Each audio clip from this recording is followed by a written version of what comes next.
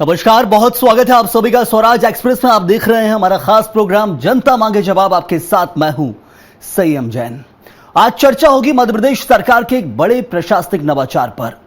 मुख्यमंत्री डॉक्टर मोहन यादव सरकार ने कैबिनेट को पूरी तरह डिजिटल या ई कैबिनेट बनाने का फैसला लिया है।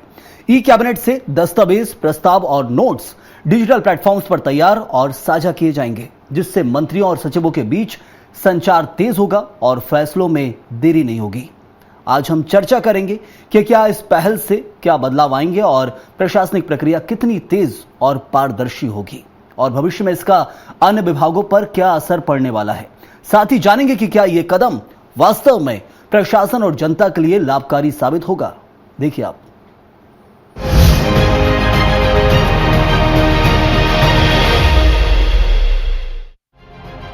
मध्य प्रदेश में डॉक्टर मोहन यादव सरकार ने प्रशासनिक प्रक्रियाओं में आधुनिक तकनीक को अपनाते हुए कैबिनेट को डिजिटल या ई कैबिनेट बनाने का बड़ा फैसला लिया है। ये कदम केवल नवाचार भर नहीं है, बल्कि प्रशासन को पेपरलेस और पर्यावरण के प्रति संवेदनशील बनाने की दिशा में भी अहम माना जा रहा है। ई कैबिनेट से न केवल कामकाज में तेजी आएगी, बल्कि निर्णय लेने की प्रक्रिया में पारदर्शिता भी बढ़ेगी। ई कैबिनेट के माध्यम से कैबिनेट के दस्तावेज, प्रस्ताव और नोट्स डिजिटल प्लेटफॉर्म पर तैयार और साझा किए जाएंगे। इससे मीटिंग के लिए बड़े पैमाने पर कागजों का इस्तेमाल खत्म हो जाएगा, जो पेपरलेस प्रशासन की दिशा में पहला कदम है। इसके अलावा इस प्रणाली से मंत्रियों और सचिवों के बीच संचार तेज होगा, फैसलों की मंजूरी में देरी नहीं होगी और रिकॉर्ड सुरक्षित रूप से डिजिटल फॉर्मेट में उपलब्ध होगा। इससे समय और संसाधनों की भी बचत होगी। सभी मंत्रियों को टेबलेट वितरित किए गए हैं और अगले 2 कैबिनेट के पश्चात पूरा कार्य के टेबलेट के माध्यम से किया जाना प्रस्तावित है। और मुझे लगता है कि यह जो प्रयोग है, यह प्रयोग देश के कुछ ही प्रांतों में प्रारंभ हुआ है, उसमें मध्य प्रदेश अग्रणी प्रांत होगा। ई कैबिनेट सिर्फ वर्तमान कार्यप्रणाली को सुधारने तक सीमित नहीं है। भविष्य में इसे और विकसित कर निर्णय लेने, नीति निर्माण और सार्वजनिक लाभ के लिए डिजिटली डेटा एनालिसिस का उपयोग किया जा सकता है। डिजिटल रिकॉर्ड से किसी भी प्रकरण में शीघ्र समीक्षा, निगरानी और आवश्यक रिपोर्ट तैयार करना आसान होगा। इससे सरकार की नीतियों की प्रभावशीलता का आकलन भी सरल और तेज होगा। डॉक्टर मोहन यादव सरकार का यह कदम प्रशासनिक नवाचार और आधुनिकता की दिशा में उदाहरण पेश करता है। सरकार ये संदेश भी देना चाहती है कि विकास के साथ साथ पर्यावरण संरक्षण और संसाधनों की बचत भी प्राथमिकता में है। इस पहल से मध्य प्रदेश प्रशासन में एक नई कार्य संस्कृति की शुरुआत होगी। भविष्य में दूसरे विभागों और सरकारी प्रक्रियाओं में भी इसी तरह के डिजिटलीकरण से प्रशासनिक प्रणाली और अधिक स्मार्ट, पारदर्शी और जनता केंद्रित बन सकती है। Bureau report, Swaraj express. तो डिजिटल हुई सरकार, इस पर चर्चा के लिए मौजूद हैं डॉक्टर दुर्गेश केसवानी, बीजेपी प्रवक्ता, फिरोज सिद्दीकी, कांग्रेस के प्रवक्ता। आप दोनों का बहुत बहुत स्वागत है। दुर्गेश जी, प्रदेश के अंदर ये नवाचार जो किया गया, खासतौर पर अब कैबिनेट मीटिंग में सभी मंत्रियों को टैबलेट्स दिए गए हैं और इसके जरिए सारा डाटा जो पुरानी कैबिनेट मीटिंगों में निर्णय लिए गए उन सबको भी अपलोड किया जा रहा है, जिससे मंत्री पुराने समय में क्या कुछ निर्णय लिए गए थे, क्या क्या काम किए गए थे, उन सबको देख सके और आगे क्या किया जा रहा है उन सबको समझ सके। मध्य प्रदेश पहला राज्य नहीं है, दूसरे ऐसे कई राज्य, असम, त्रिपुरा हो, महाराष्ट्र, तेलंगाना, आंध्र प्रदेश, कई राज्यों में पहले भी कैबिनेट ई कैबिनेट हो चुकी है, यानी कि इसमें अब आप कह सकते हैं डिजिटली होगा। तो इससे क्या बदलाव प्रदेश में आएगा वो जानना बहुत जरूरी है।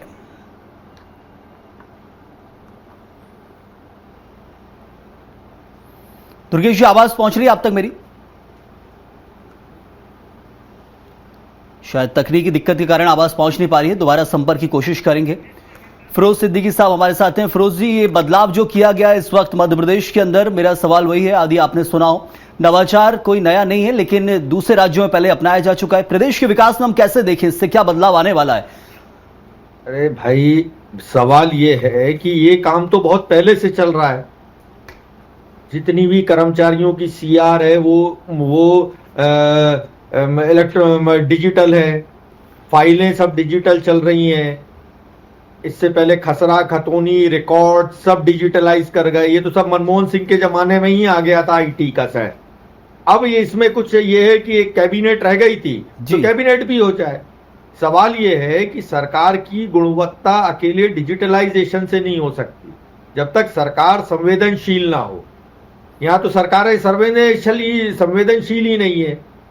प्रतिमा बागरी जैसे लोग भी कैबिनेट में हैं जो पत्रकारों के सवालों का जवाब नहीं दे रहे। एक कैबिनेट में मंत्री हैं जो घंटा बजा रहे हैं।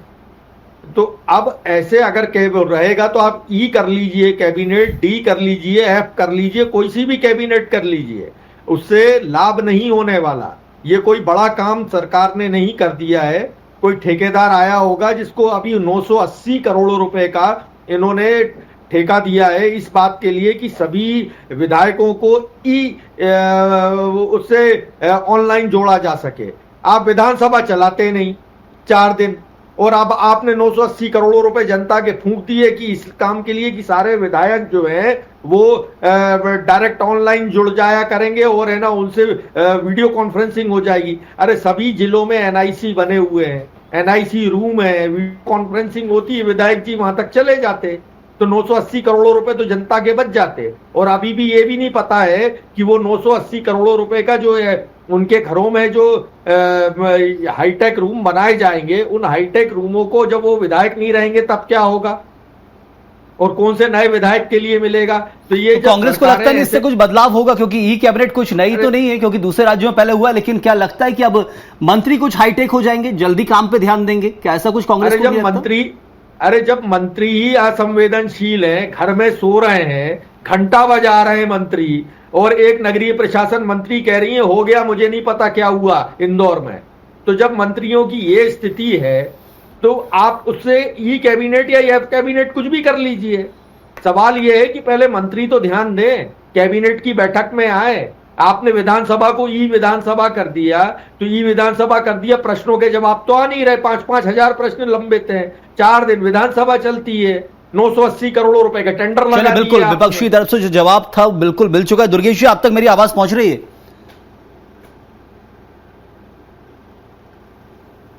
आपको आ रही है? हाँ जी, हाँ जी, बिल्कुल। सवाल यह है कि विपक्ष को इससे कुछ नहीं लगता है कि ऐसा कुछ बदलाव होगा, ये सिर्फ सामान्य तौर पर एक फैसला है, लेकिन हम करें कि मंत्री हाईटेक हो जाए तो वो जरूरी है कि मंत्री संवेदनशील हो, ये विपक्ष का कहना है। हमारे साथ बैठे हुए फिरोज जी। संयम जी, विपक्ष के जो प्रवक्ता बैठे हैं वो राहुल गांधी की विद्यालय के छात्र हैं। आपने उनसे डिजिटलाइजेशन में पूछा और ये बातें कहाँ की करने तक गए। संवेदनशीलता तो यह भी नहीं थी मेरे मित्र, जब 25,000 मौतें भोपाल में हो जाती हैं और आपके मुख्यमंत्री और आपके प्रधानमंत्री उस एंडरसन को यहाँ से हेलीकॉप्टर पर, प्लेन पर भेजने की बात करते हैं। यह भी संवेदनशीलता नहीं है। और जब 11 लोग असमयी काल के गाल में भोपाल में खटलापुरा मंदिर में जब समा जाते हैं और तब आपके मुख्यमंत्री कमलनाथ वल्लभ भवन की सीढ़ियां नहीं उतर पाते हैं, संवेदनशीलता यह भी नहीं है। आप संवेदनशीलता की बात न करें तो ज्यादा बेहतर होगा। रही बात आज के इसकी, तो इनके ही प्रधानमंत्री राजीव गांधी बोलते थे कि मैं 1 रुपया दिल्ली से भेजता हूं तो मध्य प्रदेश या किसी भी राज्य में 5 पैसे ही पहुंचते हैं। जो गले गले तक भ्रष्टाचार से डूबे हों उनको डिजिटल बिल्कुल समझ में नहीं आएगा। ए भी समझ में नहीं आएगा, बी भी समझ में नहीं आएगा, ई तो समझ में आने की बात ही छोड़ दीजिए संयम जी। रही बात, निश्चित रूप से सरकार हाईटेक, जितनी हाईटेक होगी, जितना डिजिटल उसमें होगा, आज के जमाने में आप कैसे जो आपके पास संसाधन है उसकी बचत कर सकते हो, वो आपके लिए निश्चित रूप से उसकी ओर है। अभी तक डिजिटल फोल्डर्स भेजे जाते थे मंत्रियों के यहाँ, पूरा स्टाफ लगता था, पूरी तैयारी लगती थी। अब ये सब चीजों कम समय में और उन तक हर चीज उनके जो आईपैड है उसमें सब चीजें पहुंच जाएंगी। अब भ्रष्टाचारियों को तो इनको ही मालूम होगा कि कितने का टेंडर दिया, क्या दिया। जो भी जिस उसमें टेंडर दिया है वह निश्चित रूप से प्रदेश के हित में है। समय बचेगा, समय के साथ साथ ईंधन बचेगा, ईंधन के साथ साथ पैसा बचेगा, और हर चीज एक डिजिटली आपको उसमें होगी कि आप दौरे पे हो, आप कहाँ पे हो, आप किसी भी जगह पे हो, आप उसको रिव्यू कर सकते हो कि कौन सी चीज क्या पे है, कौन सी चीज का क्या है, और सतत उन चीज को आप जनता से जुड़ाव में रहोगे, आप उन मुद्दों से जुड़ाव में रहोगे जिनकी जनता के हित के काम है। बाकी रही बात इनके आरोप और उनकी आलोचनाओं की, we don't need any certificate from Congress. नहीं, वो तो आपने दे दिया, आरोप का जवाब आरोप से आपने दे ही दिया है। देवदत्त जी, यहाँ पर अब मंत्रियों के डिजिटलाइजेशन की जो बात है, एक तरह से कैबिनेट मीटिंग में उनको टैबलेट्स दिए जा रहे हैं, कागजों का पुलिंदा लेके जाया जाता था, बंगलों पे भिजवाया जाता था उस दौर में, हम देख रहे हैं वो अब कल की बातें होने वाली है। अब बिल्कुल बदलाव आ रहा है, लेकिन सबसे जरूरी सवाल यह है कि प्रदेश के विकास में कितना बदलाव आएगा, उसमें क्या 4 चांद लग पाएंगे, वो एक सवाल है। समय के साथ सबको चलना पड़ेगा। जब पूरी दुनिया डिजिटल की तरफ है, हमें भी जाना पड़ेगा। और इससे कोई फर्क नहीं पड़ता कि आप कागज में है कि डिजिटल में। वो व्यक्ति की या संस्था की मानसिकता पर निर्भर करती कि वो कैसे काम करना चाहती है। लेकिन ये तो है कि समय के साथ डिजिटल तो सबको होना ही पड़ेगा। और ये तो जो काम करने वाला है, यदि उसको सही करना है तो चाहे आप डिजिटल कराओ चाहे पेपर में कराओ, वो सही करेगा। और जिसको गलत करना है, चाहे आप कागज पे कराओ चाहे डिजिटल पे कराओ, वो गलत ही करेगा। तो ये तो व्यक्ति, संस्था, पार्टी, सरकार, उसकी मानसिकता पर निर्भर है। लेकिन इससे कोई फर्क नहीं पड़ता कि आप पेपर में कि डिजिटल में।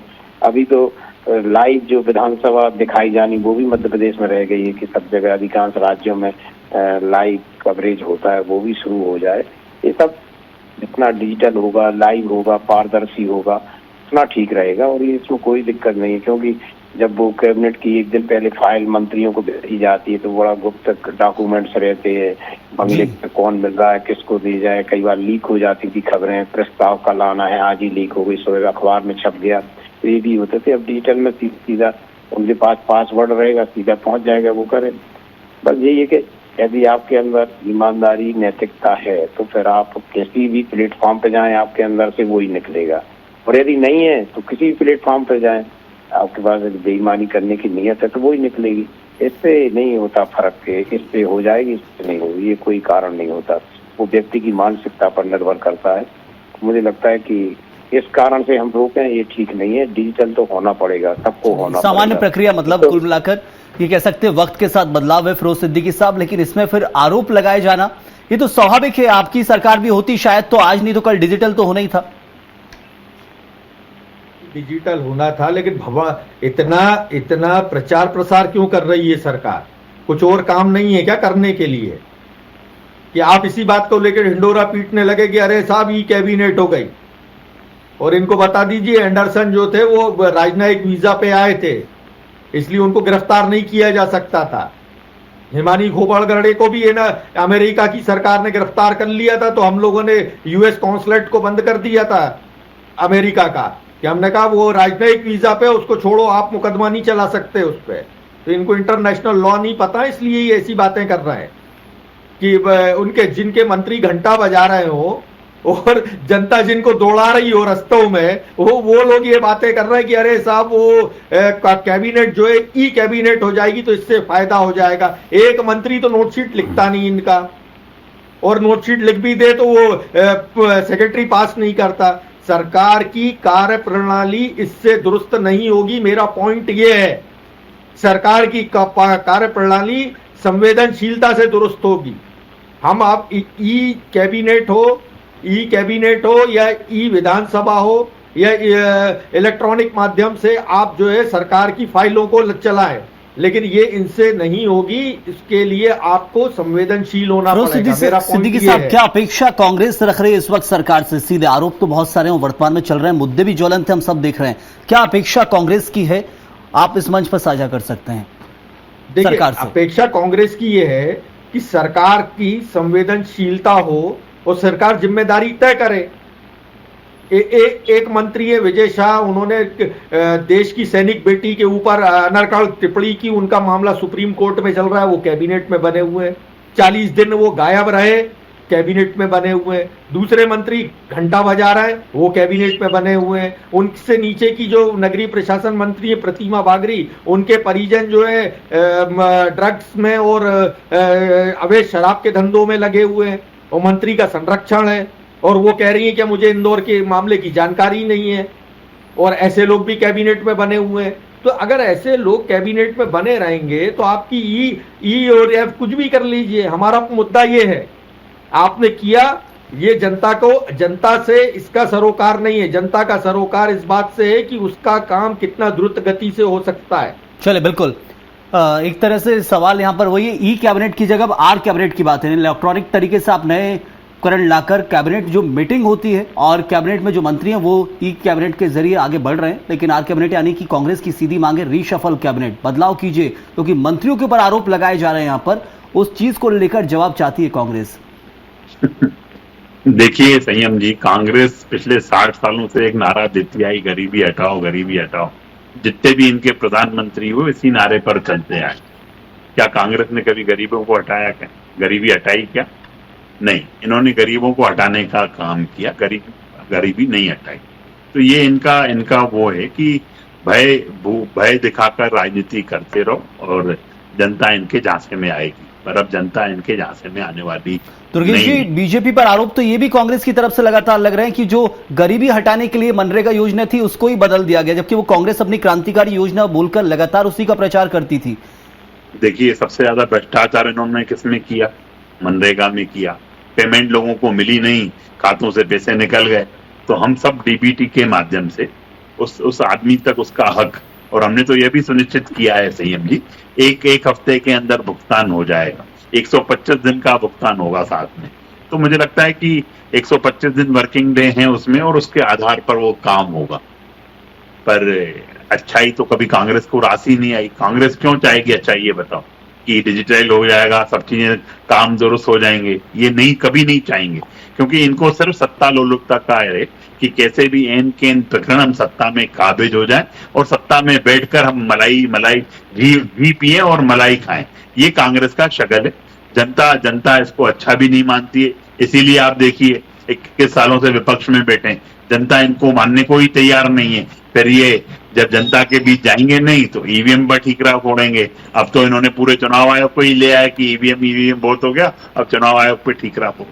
जनता अच्छे कामों को, जो जनता के काम है, गुड गवर्नेंस की हम बात करते हैं, हम काम भी करते हैं। ये सब गुड गवर्नेंस। ई कैबिनेट का तो स्वागत है, भले ही मनी मन स्वागत है, ई कैबिनेट का कांग्रेस भी करे। उनका ये कहना है कि मंत्री भी तो बदले जाएं, जो आरोप लगते हैं उन पर ध्यान नहीं दिया जाता, उन्हें दबाने की कोशिश। संयम जी, ये बताओ, कांग्रेस तय करेगी कि मंत्री कौन होंगे? ये इनका अधिकार ही नहीं है। ये सिर्फ बातें करने का काम करेंगे। ये इसी तरह से मामलों को लेकर विरोध भी कर रहे हैं ना, लगातार इस्तीफों की मांग भी कर रहे हैं, कुछ ऐसे ज्वलंत मुद्दे रहे। कोई मामला नहीं है, ये सब मामले कांग्रेस के ही हैं और कांग्रेस ही बात करती है। मैंने तो आपके ये संवेदनशीलता की बात कर रहे थे, अब इनसे बोल दीजिए भैया 25,000 मौतें भोपाल में हुई, इन्होंने क्या किया एंडरसन का? ये बता दें। ये संवेदनशील ने बड़े बातें करने से कुछ बातें नहीं हो जाती हैं। आप संवेदनशीलता है, आप बताओ 25,000 लोगों की मृत्यु भोपाल में असमय हुई नहीं हुई? आप भी आप जानते हो, इस बात को नहीं जानते हो? आप जानते हो, कभी ये संवेदनशीलता दिखा देते? इनकी संवेदनशीलता क्या थी कि एंडरसन को यहीं पे फांसी पे चढ़ाना चाहिए था? क्या ये कर पाए क्या कुछ?